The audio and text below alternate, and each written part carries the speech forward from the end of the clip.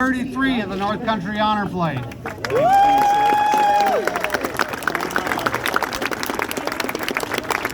By the end of today, we'll have sent 493 veterans on those 33 flights. Just an amazing job, North Country. You guys are awesome. I'd like to thank everybody for bearing with us during that little break we had. It's hard to believe, but it's been almost 2 years since we've flown. We've been very much looking forward to it, and we're sure happy to see everybody back here plus. So yeah, thank you all for coming out this morning. We really appreciate it. We've got 28 veterans that are off for a day of a lifetime, and we can't wait to get them down there and get them back home safely. So we look forward to that.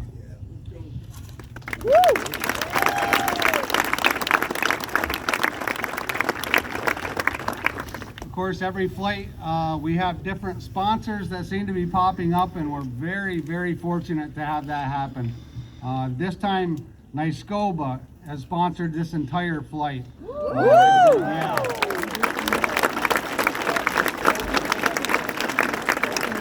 They've done numerous fundraisers over the year, and then last year came with the a golf tournament that paid for the entire flight. So we can't thank them enough, and thank everybody in Nyscoba for contributing to that. We appreciate that.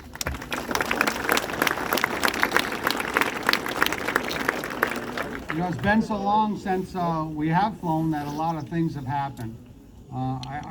You know, we could go on with all the changes that have occurred. Hopefully we're on the good side of all that, and we're back to flying normally. So everybody knows September 18th, we're going to do this all over again. So we'd love to see everybody back here again. One of the things that happened is after our last flight, we lost one of our volunteers. And as you all know, Honor Flight is one big family. And we had a fellow by the name of Dennis Musso, who was a huge part of Honor Flight right from the beginning. He was here on day one and did just about everything he was asked. The bad part, he's on a vacation down in Australia on a trip of a lifetime for him. And there was a tragic occurrence, and Dennis passed away down in Australia. So we're dedicating this flight to Dennis Musso, and we'd like to thank him for everything he did.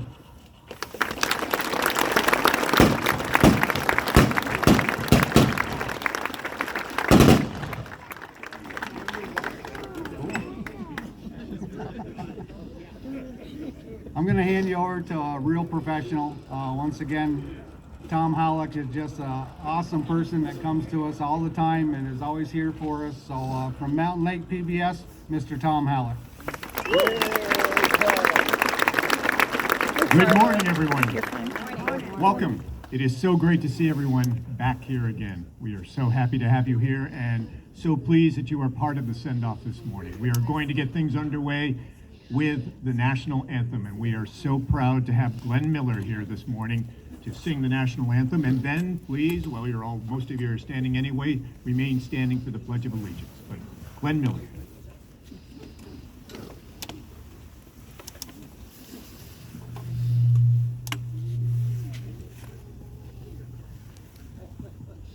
Oh, say, can you see by the dawn's early light what so proudly we hailed at the twilight's last gleaming, whose broad stripes and bright stars through the perilous fight for the ramparts we watch were so gallantly streaming, and the rocket's red glare, the bombs bursting in air, gave proof through the night that our flag was still there. Oh, say does that star-spangled banner yet wave o'er the land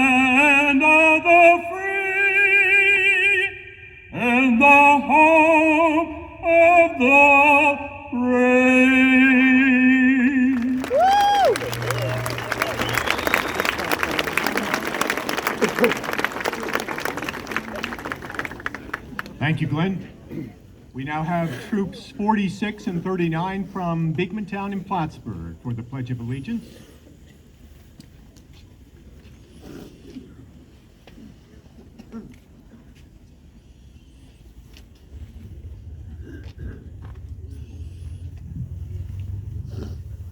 Salute.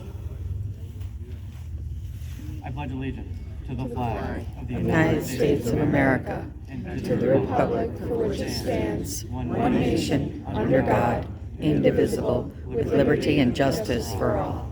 Two.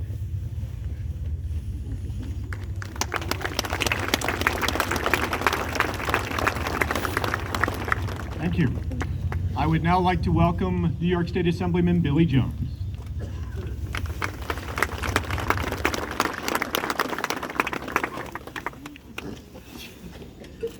Well, all I can say, we want to keep the show moving on. Thank you so much for showing up here for the veterans. This is always a wonderful event. It's been 2 years, 2 long years. Let's give our veterans a big round of applause. Thank you so much for everything that you did. And I think we should give the organizers of this event, they're all standing back here, and many through the crowd that gave donations, that organized this. This was not easy to put on, so give them a big round of applause. Let's have a great day. Thank you, veterans. Have the trip of a lifetime.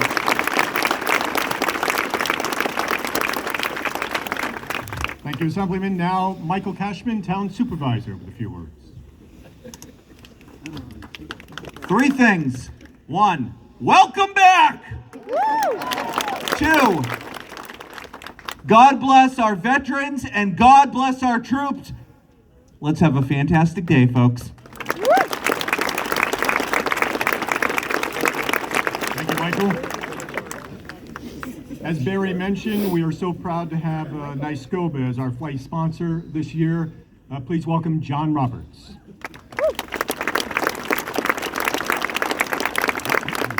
Thank you, everybody. On behalf of all the correction officers, correction officer sergeants throughout the state, we are very honored to be able to support this event today.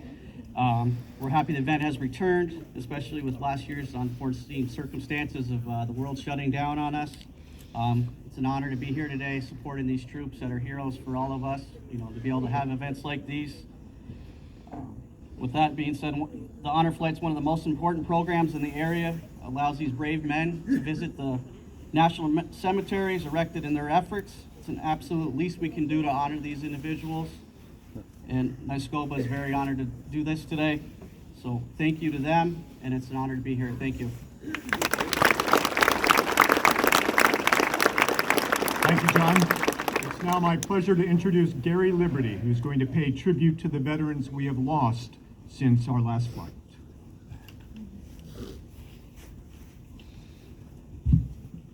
Good morning.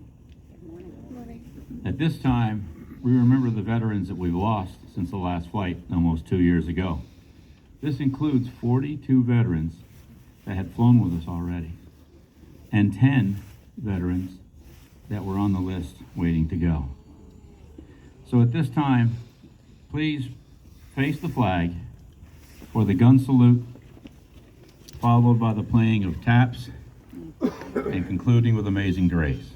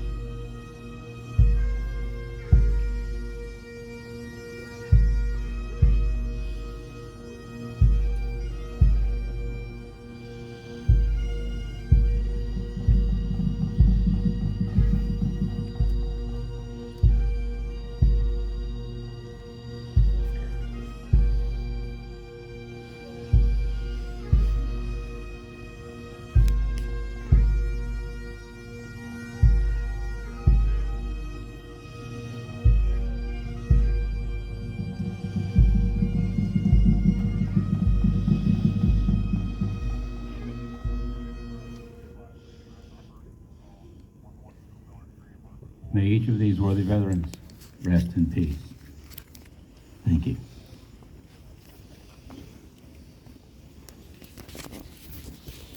Thank you, Gary.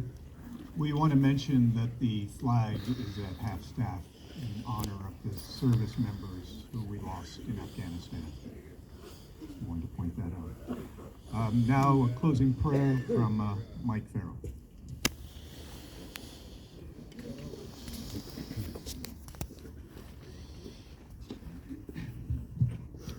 Good morning. It's an honor for me to deliver the closing prayer for today's ceremony. Please allow me a minute or two to honor our vets on flights 32 and 33.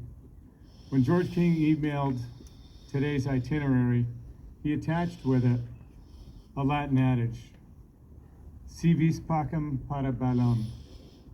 Translated means, if you want peace, prepare for war. Each of these men being honored today did exactly that when they signed on the dotted line and then donned the uniform. Today, we fully recognize, respect, and give thanks for their commitment to God and country. The God of the stars and, or the country of the stars and stripes, of the red, white, and blue. Today is your day to be honored. It's our day to say thank you. May I ask all of you gathered here today, hold nothing back. We cheer for our teams in football and hockey, but these are our home team here today.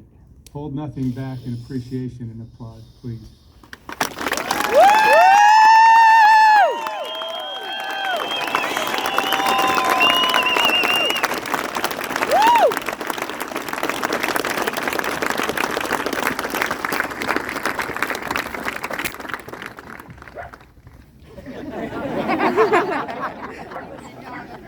Keep it going. Let's bow our heads. Heavenly Father, I thank you for each soul gathered here today. May your Spirit touch us all as we thank you for the veterans here on Flight 32 and 33.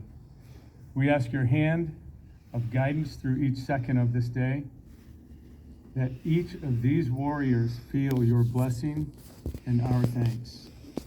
Fill their hearts with your love, and if needed, closure from days gone by. I pray this in Jesus' name. Thank you. Amen.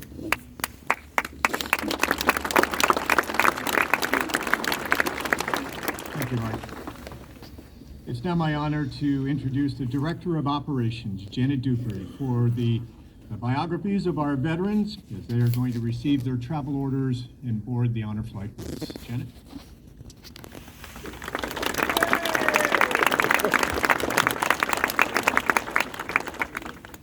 Thank you, Tom. As I prepare to read the bios for each of our veterans, I want to just do a quick reminder to all the guardians. When we announce the veteran's name and he or she begins the walk toward the bus, the guardian is to escort the veteran. That's your job for the day. You're tied at the hip here for the rest of the day. And we're going to make this as smooth as we can. Obviously, it's different than we've done in the past, but we're just delighted that we're all here today. Carl Baggs, Navy, 1964 to 1968, Vietnam.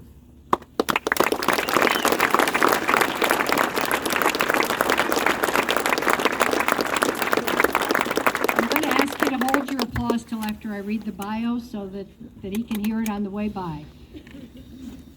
A mechanic on board ships, Carl started planes while they were still chained to the ship. Then someone would unchain the plane for takeoff. Carl started the plane, someone unchained it before the flight crew arrived. The plane taxied with Carl at the wheel, so he slammed on the brakes. The flight boss wasn't happy, but Carl was happy when the flight crew took over. Carl Baggs.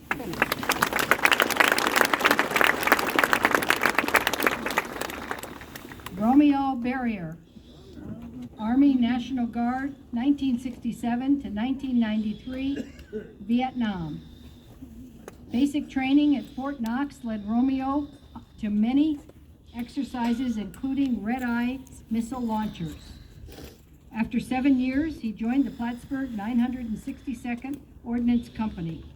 Sent to Germany, they lived in tents heated with very small coal stoves. Romeo saw many countries and U.S. bases, retiring after 24 years of service to our country. Romeo Barrier.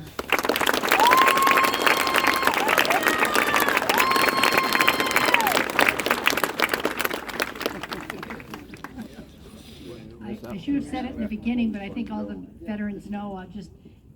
This first group, the first 14, will be getting on the Honor Flight bus. The second group will be getting on the Osable Valley bus. Sorry. Donald Carr, Army, 1955 to 1963, Vietnam. Don was an airborne division instructor in Vietnam, Laos, and Cambodia. They were the eyes and ears on night missions counting enemy vehicles. Squad leader Don led airborne rangers on night parachuting from 20 static line jump helicopters, dropping 400 feet, searching for the enemies. Donald Carr.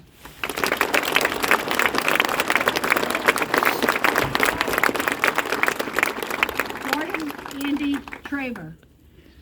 Army, 1968 to 1972, Vietnam. Gordon's the veteran guardian for Donald. Andy graduated from college, married the next day, and enlisted in the Army the third day. He completed military intelligence and Vietnam language courses, and with 5 others settled in the middle of nowhere in Vietnam.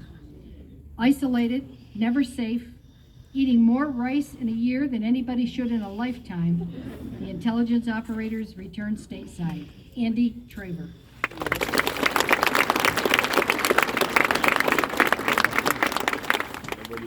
Donald Cassidy, Air Force, 1947 to 1967, Cold War. Don was shift leader decrypting top secret messages. Air Force inspectors made unannounced checks for security. Don traveled to Japan, France, Germany, England, Turkey, Greece, Italy, and in North Africa, he married his first wife at a landfill. Don said he should have known that marriage wasn't going to work out. But he's been happily married to Annette for many, many years. Donald Cassidy.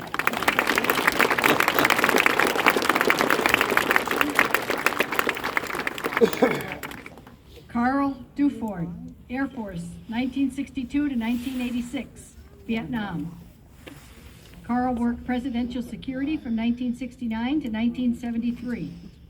In Vietnam, as a military policeman, he was responsible for securing the perimeter with K9 dogs.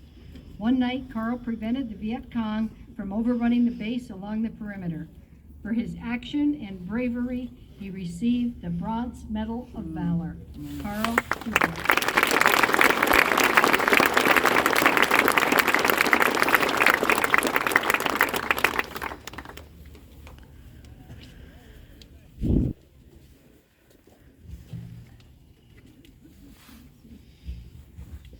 Glenn Elmore, Navy, 1970 to 1991, Vietnam. Admiral Thomas Mattingly chose Glenn to work with the Space and Navy Warfare Systems Command. The joint cooperating focus with Marines monitored electronic frequency durations and satellite communications. I have no idea what that means. The Admiral became an Apollo 16 astronaut. Glenn spent a year on Diego Garcia Island in the Indian Ocean. He said it was a choice duty. Glenn Elmore.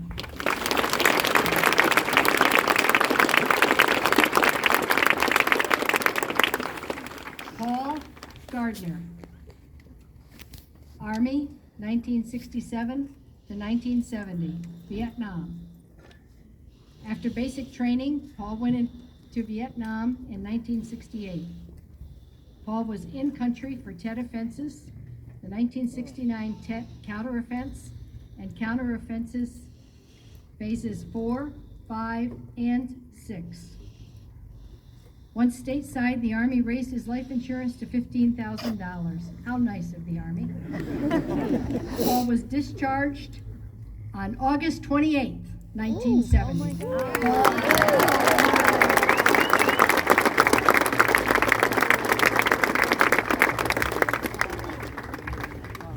Arlene Gosnell, Air Force, 1952 to 1956, Korean. At 18, Arlene's dad signed for her to join the Air Force. She was in Texas, Wyoming, and England. 3 months short of being 21, her dad refused to sign for her reenlistment. Arlene reenlisted, met Robert in Westover, and they married in Guam. She retired from Plattsburgh Air Force Base in 1990 after a long career with the Department of Defense. Arlene, I know it's a tough assignment, but you're in charge of these 27 men too.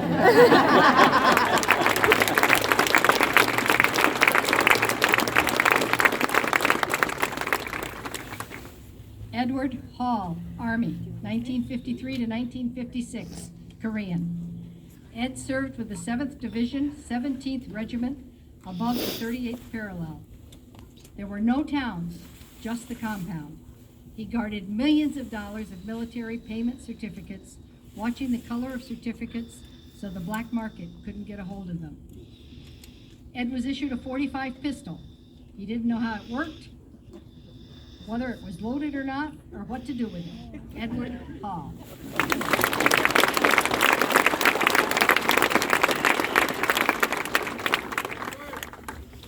Homer Lemaire, Army, 1950 to 1953, Korean. Homer, Buck, was a parachutist with the 11th Airborne Division, Korea. Stateside, they parachuted into Fort Drum during a snowstorm. Several men were injured, but Buck fortunately wasn't hurt. Stationed in Tennessee, Buck enjoyed the Grand Ole Opry and the Nashville bars.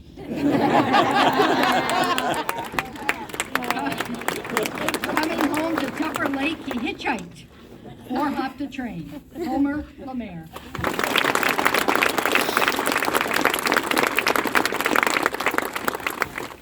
David Primo, Navy, 1952 to 1966, Korean. On the ship USS Coral Sea, David split the catapults, launching aircraft and bringing them back in. One day in Cuba, an airplane crashed, the ship caught on fire. David wanted to ride a camel. The camel's owner said, "What can we trade for it?" Dave gave the owner his sunglasses and got his camel ride.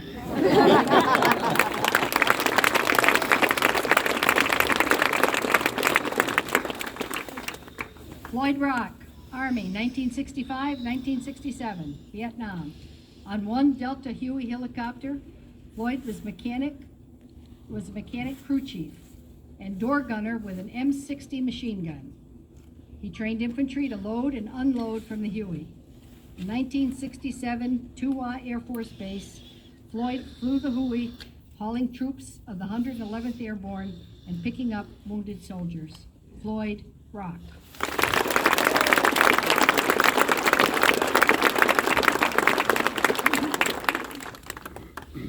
James Versaput, Air Force, 1971 to 1975, Vietnam era. Caught between the closing doors, Jim sustained back injury. Let's start this over. Caught between the closing doors, Jim sustained a back injury in the black hangar of Plattsburgh Air Force Base. 1972, Jim was defueling a plane to a fuel truck when a short caught the truck on fire. Laying on the ground, he used all 500 gallons in the jet fuel with fire extinguisher. Jim was awarded Safety Officer of the Month. James Versaput.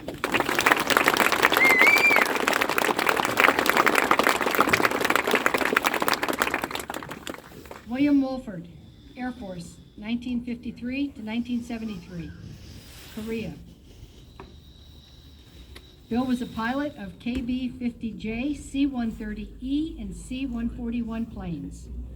During the Pakistan-Anaheim War, Bill was tasked to bring civilians out in a C-130. A two-star general handed 110 civilians up to Bill, loading into a plane designed for 30 passengers. William Wolford.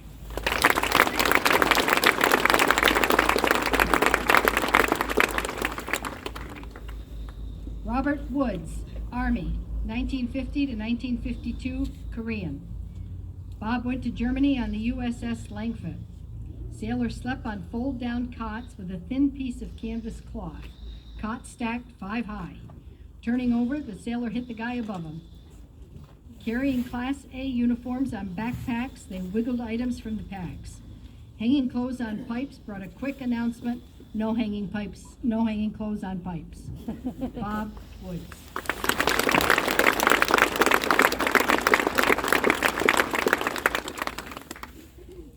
That's our first group, our first plane of veterans. Let's give them one more round of applause.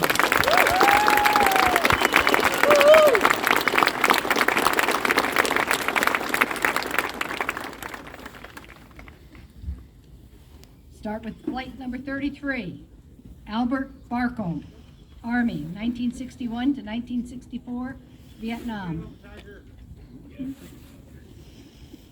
At boot camp, the sergeant asked for a volunteer driver. Al raised his hand. The guy next to him said, "You never volunteer." As the soldiers got through the swamp training with mud up to their necks, Al was totally dry, driving the Jeep in a 2.5-ton truck. He had TDY in Verdun, France, and went 40 miles to visit Germany. Albert Barcombe.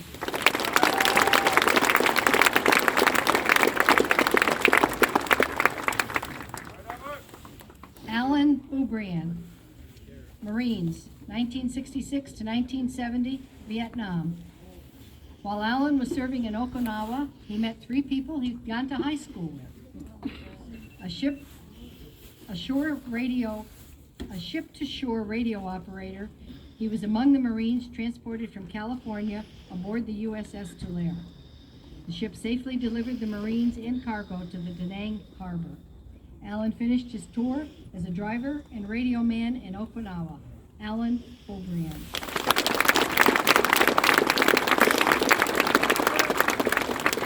Thomas Davison, Marines, 1970 to 1972, Vietnam.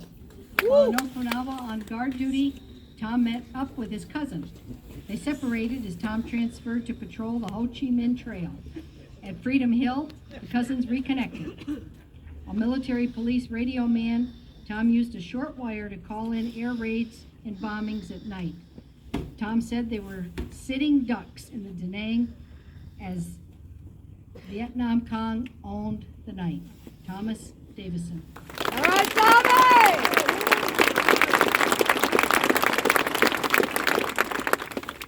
Richard Flora, Army, 1966 to 1969, Vietnam. As crew chief, Richard oversaw repairs and flew on helicopters that had 4mm 60 machine gun outriggers, 2 on each side. In Germany, Rich served with the 9th Helicopter Support Cavalry and the 24th Infantry Division. Army helicopters flew on one side of the Czechoslovakian border, and the Czechs flew on the other side. Richard Flora.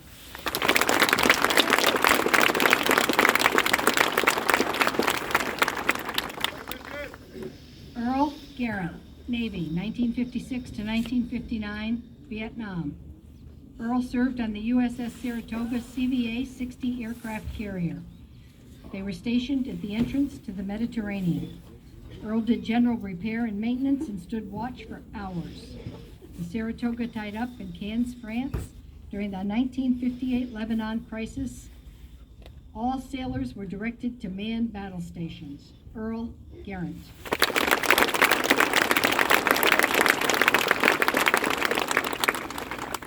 Oliver Hickok, Marines, 1956-1975, Vietnam. After 4 years in the Air Force, Oliver joined the Marines, 3rd Division. Oliver took part in 15 field operations. In February 1968, he was hit in the shoulder, back, and knee during the Tet Offensive. Medevac to Da Nang, to Japan, and home to recover. Oliver is a 2021 National Purple Heart Hall of Honor 2-time Purple Heart recipient. Oliver.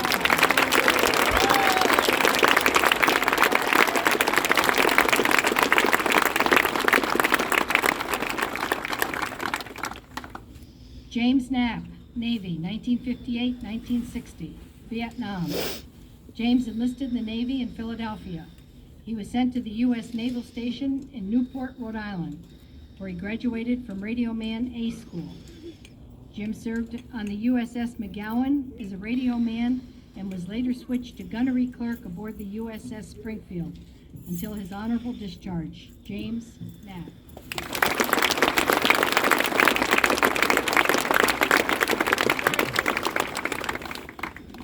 Harry Landry, Armor, 1967 to 1969, Vietnam. Harry was a 1st Air Cavalry fire crewman and squad leader. Harry and 2 others were critically wounded by open fire while being medevaced. Harry was in the hospital for 8 months. With several medals, Harry joins his World War I grandfather and World War II father in a family of heroes. Harry Landry.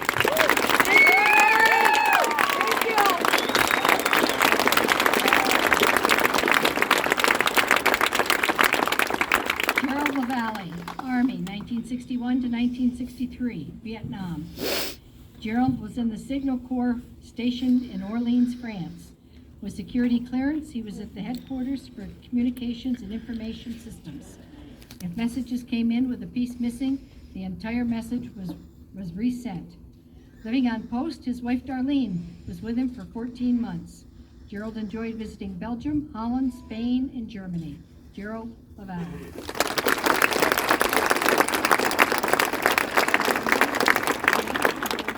Ronald Miller, Army, 1967 to 1970, Vietnam.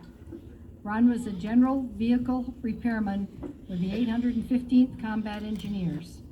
Ron said they spent lots of time on guard duty, protecting the machinery and perimeter known as Engineer Hill, Peiku. There were 2 machinery fields. They'd fix machinery in the day and stand guard duty at night. Not much sleep during a long year in Vietnam.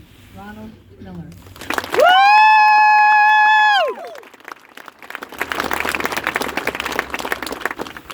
James Page, Air Force, 1962 to 1966, Vietnam.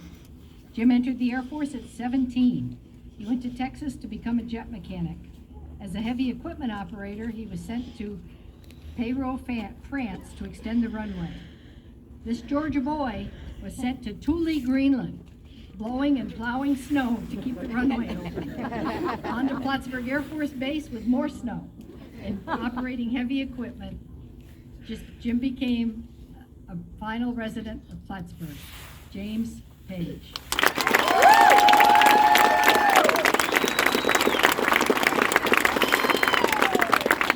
Eugene Sears, Air Force, 1955 to 1956, Vietnam. Gene was a photographer and film developer stationed in Sumter, South Carolina, and Little Rock, Arkansas. In the days of good old-fashioned cameras, he took photographs, developed film in a dark room, and made prints. Gene filmed in various locations and situations, often taking pictures from airplanes. And I want to add, he is now happily a 4-time non-Hodgkin's lymphoma survivor.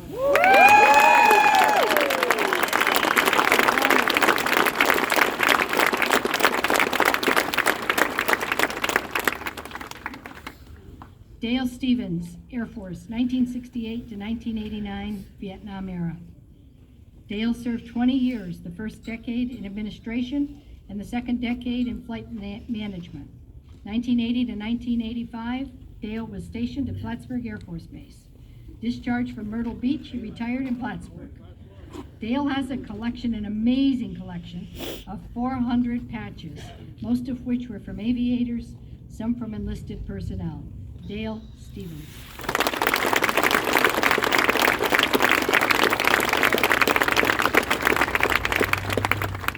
Michael Zeminski, Air Force, 1963 to 1967, Vietnam.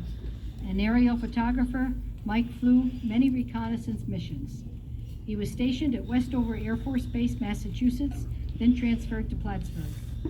Mike's mission entailed filming military accidents, airplane crashes, and even murders. Mike met a local Keysville girl. He and Marge will soon celebrate their 57th wedding anniversary.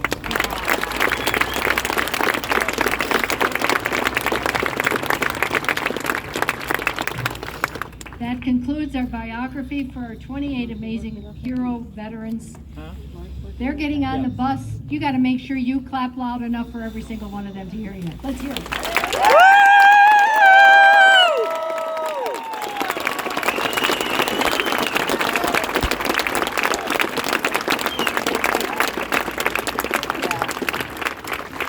Thank you for attending this morning, everyone. There is a change this year. We're not going to the main terminal of the airport. You are certainly welcome to escort the buses. They're going to the FBO building, which is located at 1 Alabama Avenue. So going down Arizona, you're going to be making a left down there. You're going down New York Road and making a left on Arizona and going down to FBO if you'd like to escort the buses. We are encouraging everyone to please come back tonight at 8:30 right here at the Oval. This is where we're going to welcome them back. Please turn out and welcome our heroes back home after their memorable day in D.C. And we would like to see you all here tonight, 8:30. Enjoy your day. Thank you very much for coming. This is one of the best crowds we've ever had, and we so appreciate you taking the time.